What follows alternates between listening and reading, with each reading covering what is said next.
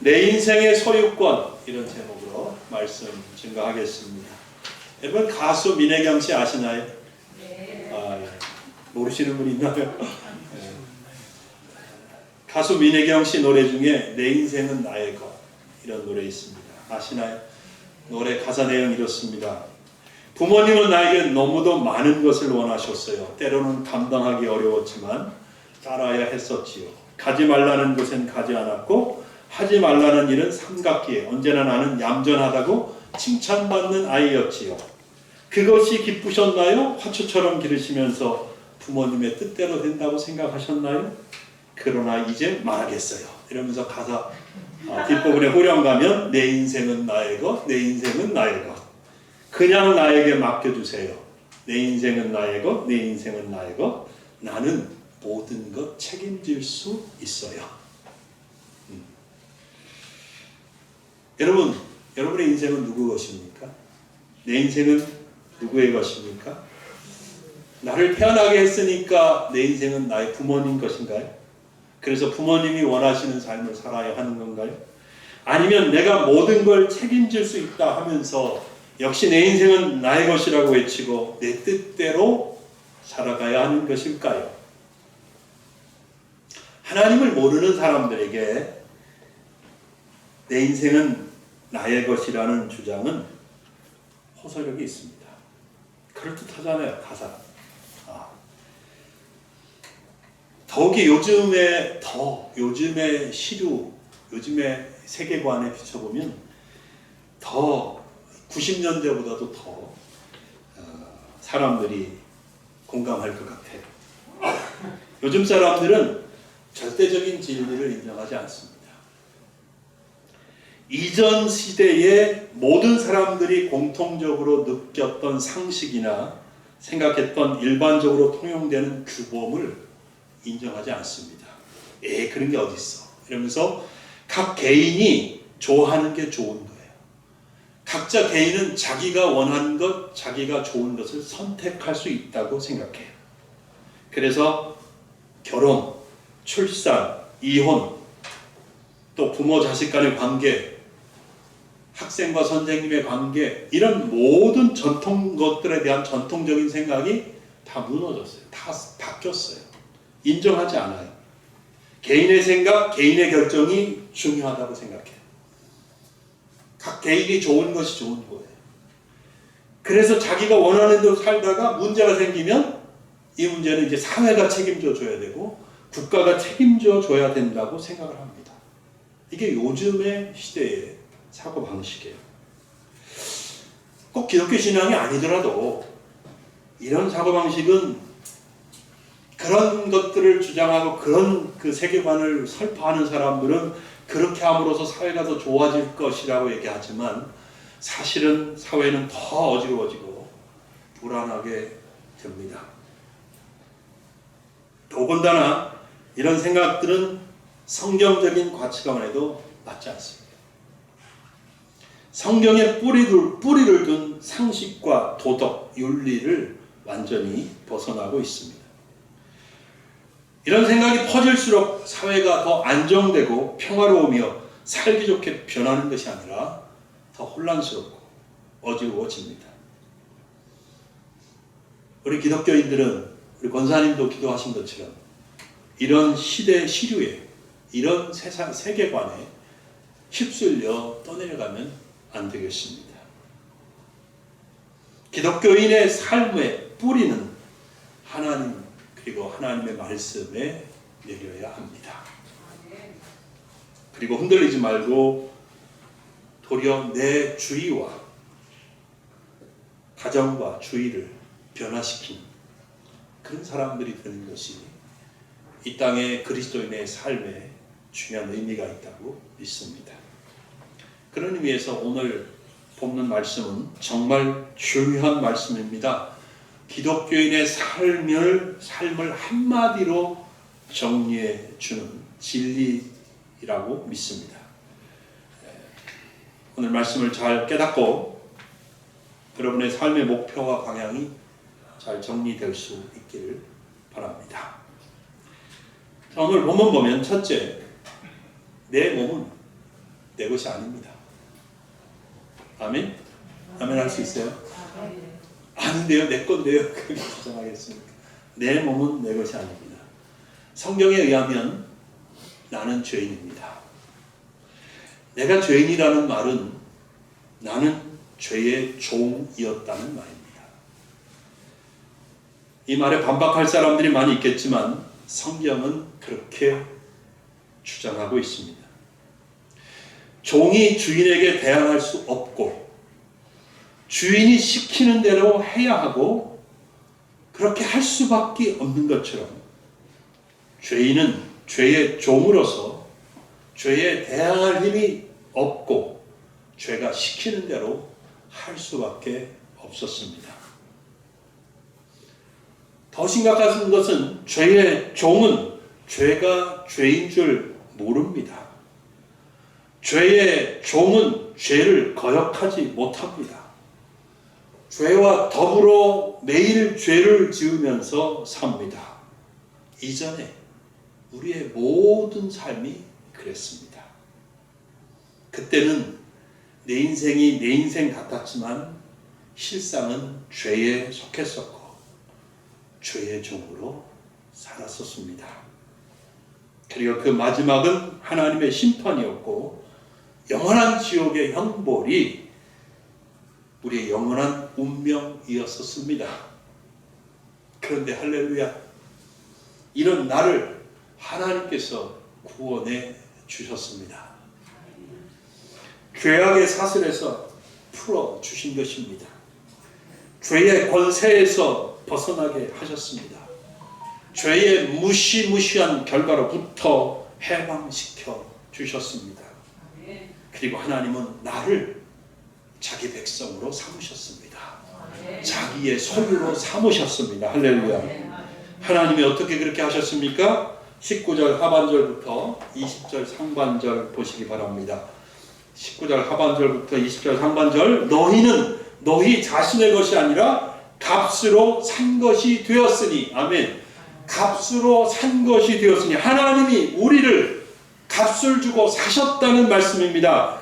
그래서 자기의 소유로 삼으셨습니다. 그 값이 무엇이에요? 그 값은 하나님의 아들 예수 그리스도이십니다. 아멘. 우리가 신약성경 제일 앞에 사복음서, 마태복음, 마가복음, 누가복음, 요한복음, 이 사복음서는 똑같이 하나님의 아들 예수 그리스도께서 십자가에서 죽임을 당하시는 것을 기록하고 있습니다. 예수는 죽으신 지 3일 후에 다시 살아나셔서 40일 동안 이 땅에 계시면서 제자들을 만나시고 가르쳐 주셨습니다. 그리고 마지막으로 예루살렘을 떠나지 말고 아버지가 약속하신 것을 기다리라는 말씀을 하시고 제자들이 보는 가운데 하늘로 승천하셨습니다. 그 후 이 땅에 남은 예수님의 제자들은 예수님께서 택하신 백성들의 죄를 짊어지시고 십자가에 죽으셨다가 3일 만에 다시 살아나셔서 온 세상의 구주가 되셨다고 선포하기 시작했습니다. 아멘. 베드로전서 2장 24절입니다. 친히 나무에 달려 그 몸으로 우리 죄를 담당하셨으니, 누가요? 예수님께서 그랬다는 거죠. 그 몸으로 우리 죄를 담당하셨으니 이는 우리로 죄에 대하여 죽고 의에 대하여 살게 하려 하심이라. 그가 채찍에 맞음으로 너희는 나음을 얻었나니. 그렇게 말씀했습니다. 에베소서 1장 7절에서 사도 바울은 우리는 그리스도 안에서 그의 은혜의 풍성함을 따라 그의 피로 말미암아 속량 곧 죄사함을 받았느니라 라고 했습니다. 그러므로 여러분, 이제 내 몸은 내 것이 아닙니다. 여러분 각자가 그렇게 믿을 수 있어야 합니다. 이제 내 몸은 내 것이 아니다. 내 인생은 내 것이 아니다. 내 인생의 소유권은 누구에게 있다? 하나님께 있다. 여러분, 우리는 하나님의 것입니다. 여러분 한 분 한 분은 여러분들이 예수님을 구주로 고백한다면 여러분의 삶은 하나님의 것입니다. 여러분의 몸은 하나님께 속해 있습니다. 둘째로, 내 몸은 성령의 전입니다. 내 몸은 이제 성령의 전입니다. 집이라는 말이죠. 내 안에 성령이 거하신다는 말입니다. 하나님은 내 몸을 죄에서 건지신 후에 성령님을 보내주셨습니다. 이제 내 안에는 하나님의 영이신 거룩한 성령님이 거하십니다. 19절 보시기 바랍니다. 너희 몸은 너희가 하나님께로부터 받은 바 너희 가운데 계신 성령의 전, 성령의 집인 줄을 알지 못하느냐. 예수를 구주로 믿는 우리 안에는 성령이 거하고 계십니다. 여러분 어떻게 이 사실을 알 수 있습니까? 로마서 8장 15절 16절이 그 답을 말해줍니다. 너희는 다시 무소하는 종의 영을 받지 아니하고 양자의 영을 받았으므로 우리가 아빠 아버지라고 부르짖느니라. 성령이 친히 우리의 영과 더불어 우리가 하나님의 자녀인 것을 증언하시나니. 여러분 성령으로 말미암지 않고는 아무도 하나님을 아버지라고 부를 수 없습니다. 여러분이 하나님을 아버지라고 부르실 수 있다면 그것은 여러분 안에 거하시는 성령께서 여러분의 영과 더불어 그렇게 증언하시기 때문입니다. 성령의 역사입니다. 아멘. 다시 말합니다. 우리가 하나님을 아버지라고 부를 수 있는 것은 우리 안에 성령이 계시기 때문입니다. 또한 우리 안에 거하시는 성령님은 우리 안에서 거룩한 생각을 하게 하고 거룩한 삶을 추구하게 하십니다. 이전에 우리 안에 죄가 가득 차 있었을 때는 생각하는 것도 행하는 것도 하나님 앞에 죄를 짓는 삶을 살았습니다. 그러나 이제는 성령으로 말미암아 거룩한 삶을 살고 싶어하고 생각도 거룩한 생각만 하고 싶어합니다. 이런 성령의 역사는 우리의 삶을 바꿔 놓습니다. 우리 주위의 모든 사람들이 알 수 있을 정도로 우리의 삶을 변화시키십니다. 입에 욕을 달고 살던 사람이 더 이상 욕을 하지 않습니다. 늘 술에 취하고 방탕한 삶을 살던 사람이 변해서 건전하고 건강한 삶을 살게 됩니다. 더 이상 음란한 것을 쫓지 않습니다. 더 이상 세상에 있는 것들에 대한 탐심에 사로잡히지 않습니다. 브라이언 박이라는 목사님이 있습니다. 한국 사람입니다. 기독교 방송 CTS에서 콜링 갓이라는 프로그램을 진행하시는 목사님이세요. 보신 적 있나요? 콜링 갓? 네. 이분의 간증을 들어보면 성령이 믿는 자 안에서 어떻게 역사하시는지를 알 수 있어요. 브라이언 박 목사는 대대로 모속신앙과 불교를 믿는 집안에서 태어났습니다. 중학교 3학년 때 미국으로 가족과 함께 이민을 떠났습니다. 미국에서 중학교, 고등학교를 졸업하고 대학까지 졸업한 후에 메릴 린치라고 하는 세계적인 증권회사에 입사합니다. 얼마나 열심히 일하는지 하루에 14시간씩 일한 끝에 26살 나이에 최연소 부사장에 임명됩니다. 26살에 세계적인 증권회사 부사장이 되는 거예요. 엄청난 돈을 벌었다고 합니다. 하지만 시간이 지날수록 허무해지고 심령의 고통이 커져갔습니다. 자신의 차고에 가면 최고급 승용차가 쫙 즐비하게 늘어서 있었는데 그런 것들로도 만족스럽지가 않았던 거예요. 계속 마음은 허무했던 거예요. 그래서 날마다 양주를 퍼마셨고 담배도 하루에 2갑씩 피웠답니다. 근데 그래도 허전하고 허무하니까 더 강도 높은 자극을 위해서 마약에 손을 댔고요. 21년 동안 마약과 담배와 술을 하루도 빠짐없이 했습니다. 2번이나 자살 기도를 했고요. 30대에는 마약 과다 복용으로 10분 동안 실제로 죽었다가 살아나기도 했답니다. 너무 괴롭잖아요. 끊으려고 애쓰고 노력했지만 자신의 힘으로 이 마약과 술과 담배를 끊을 수가 없었습니다. 스트레스 때문에 원형 탈모가 생겼고 온몸에는 피부병이 퍼졌습니다. 하루에 진통제를 20알씩 먹지 않으면 몸이 아파서 움직일 수가 없을 정도가 되었습니다. 이러다 보니까 성격이 난폭해져서 감옥에 8번이나 다녀왔습니다. 한 해 동안 교통사고를 19번이나 낸 적도 있습니다. 돈을 많이 벌었지만 이분의 삶은 완전히 무너져 내리고 있었습니다. 그러던 중 1994년 6월 17일 형과 함께 운전을 하고 편의점에 갔다가 노방전도 나온 분들을 만나서 예수님을 영접했습니다. 예수님, 당신의 보혈로 저의 죄를 씻어주시고 제게 성령이 임하게 해주세요.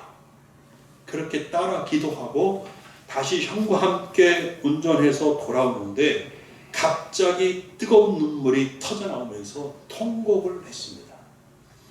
20번가량을 통곡하고 멈췄다가 또 통곡하고 멈추고 이렇게 했다고 그래요. 그러면서 느끼기에 자기 몸에서 더러운 영이 하나씩 빠져나가는 것을 경험했답니다. 그는 이렇게 더러운 영이 떠나가고 난 다음에 처음으로 내가 깨끗해졌구나. 이것이 깨끗해진 것이구나 라고 느낄 수가 있었습니다. 예수님이 만나주신 그 순간 말로 표현할 수 없는 평안이 임했습니다.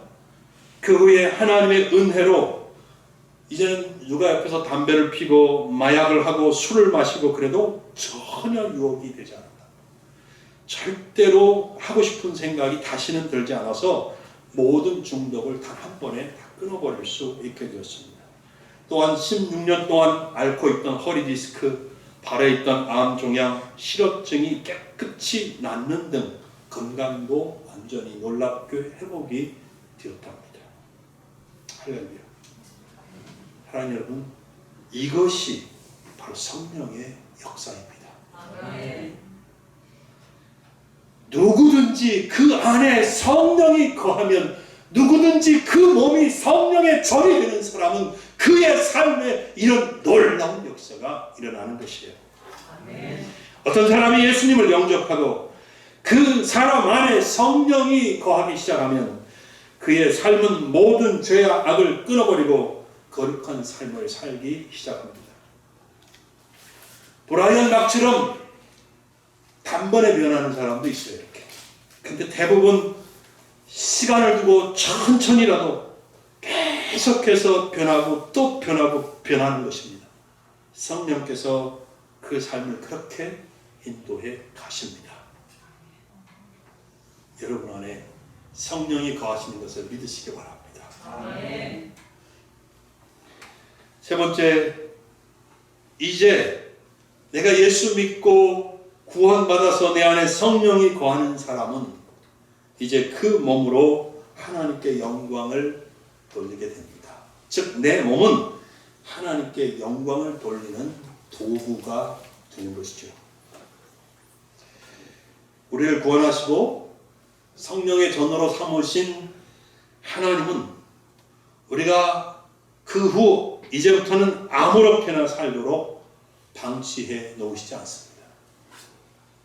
우리의 주인이 되시고 우리의 삶을 이끌어 가십니다. 하나님은 우리의 생활과 삶의 방식을, 우리의 생각을 바꾸십니다. 물론 강압적이고 폭압적인 방법으로 그렇게 하시는 것은 아닙니다. 성령은 점차점차 우리가 몰랐던 것을 알게 하십니다. 이전에 보지 못하고 있었던 것들을 보는 눈이 열리게 됩니다. 옛날에는 눈에 보이는 게 다였는데 보이지 않는 세상도 볼 수 있고 보이지 않는 세계에 대해서도 알고 이해할 수 있게 됩니다. 성령은 우리의 귀를 여시고 눈을 열어셔서 우리 자신과 세상을 새롭게 보게 만들어 주십니다.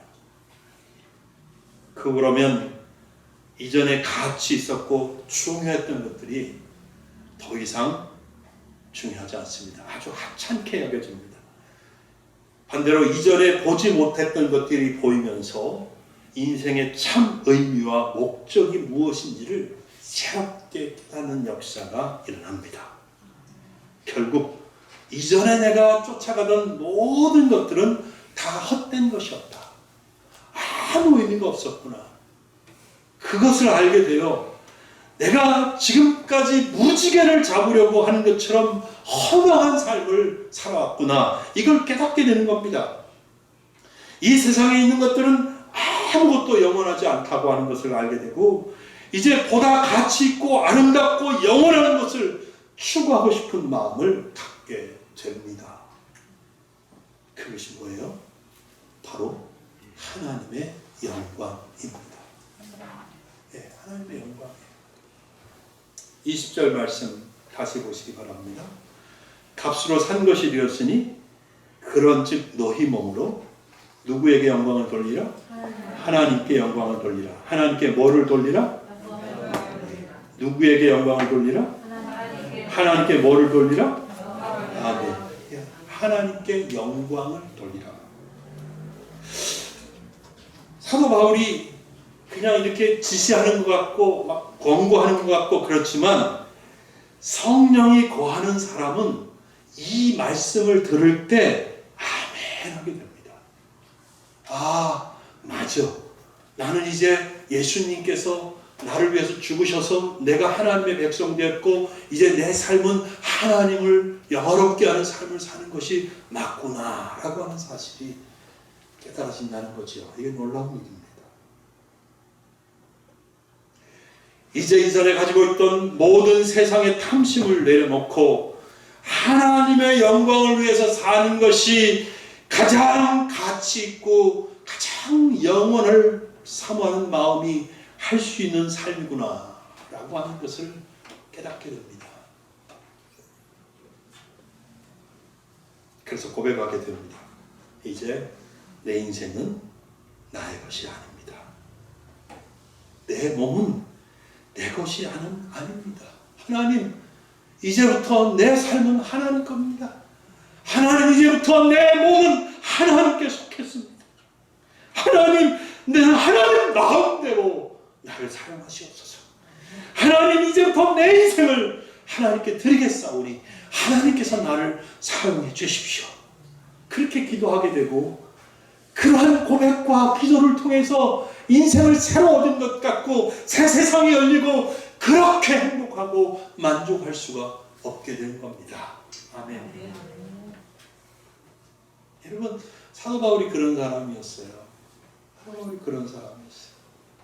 그리고 아까 말씀드린 도라견 박 목사님이 그런 분 아닙니까?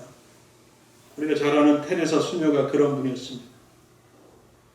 이름은 알 수 없지만 목숨을 걸고 오지로 선교를 떠나는 분들이 모두 그런 분들 아니겠습니까? 세상으로 나가면 얼마든지 출세와 성공할 수 있는데 그 모든 길을 버리고 목회자의 삶을 선택하는 분들이 그런 분들 아닙니까? 꼭 목회자와 선교사들만 그런 게 아니에요. 이름이 알려지지 않았지만 수많은 분들이 정치인들 가운데, 운동선수 가운데, 사업가 가운데, 예술가 가운데, 교육가 중에서 각계각층에서 하나님의 사람으로 예수 그리스도의 종으로 살아가면서 하나님께 영광을 돌리는 분들이 많습니다. 나는 우리 장로님 그런 분들이라고 생각합니다. 한 분이라고 생각합니다. 여러분 모두 그런 분들이라고 믿습니다. 아멘. 여러분 이제 말씀을 맺겠습니다. 사랑하는 우리 신림성화학교 성도 여러분, 자신의 삶이 누구 거라고 생각하십니까? 설마 아직도 자기 인생이 자기 거라고 생각하고 계시는 건 아니겠지요? 예수를 믿는 모든 사람은 이제 자신의 삶의 소유권이 하나님께 있다는 사실을 알아야 합니다. 내 몸 안에 성령이 거하신다. 나는 성령의 전이다 라는 사실을 아셔야 합니다. 성령께서 내 몸이 하나님의 영광을 위하여 살아가도록 역사하고 계신다는 사실을 아셔야 합니다. 여러분 성령의 인도하심에 삶을 맡기시기 바랍니다. 이제 여러분이 여러분의 삶의 주인이라고 하면서 여러분이 계획하고 여러분이 노력하고 여러분이 목표를 정하고 그렇게 하지 말고 성령의 인도하심에 맡기시기 바랍니다. 여러분이 이미 쓰고 있는 모든 왕관을 내려놓으시기 바라고요. 여러분이 가지고 있고 이건 내 것이라고 하는 그 모든 것들을 다 내려놓으시고 이제부터는 성령의 음성에 귀 기울이시고 성령의 인도하심에 삶을 맡기시기를 예수님의 이름으로 축원합니다. 아멘. 성령께서 내 삶을 계획하시고 이끌어 가시면 내가 하는 것보다 훨씬 좋아요. 여러분이 아무리 이전에도 말씀드렸지만 컴퓨터 10대 갖다 놓고 모든 세상의 지식과 정보를 다 가지고 그것을 바탕으로 여러분의 인생을 계획하고 여러분의 삶의 어떤 놀라운 비전을 계획하고 그래도 하나님의 성령이 하시는 것만 못해요. 아시겠어요? 이해되세요? 그러므로 성령께서 역사하시고 이끌어 가시는 것에 순종하시기 바랍니다. 이제는 더 이상 내가 내 인생을 계획하고 내 인생을 이 방향으로 갈까 저 방향으로 갈까 결정하지 말고 하나님의 성령께 맡기시기 바랍니다. 그러면 훨씬 복되고 가치 있고 아름답고 영원한 삶을 사는 것을 경험하게 될 것입니다. 아멘. 할렐루야. 아멘. 여러분의 삶의 소유권은 하나님께 있습니다. 아멘. 이제 그분과 함께 사실 수 있는 은혜가 있기를 주님의 이름으로 축복합니다. 아멘. 기도하겠습니다.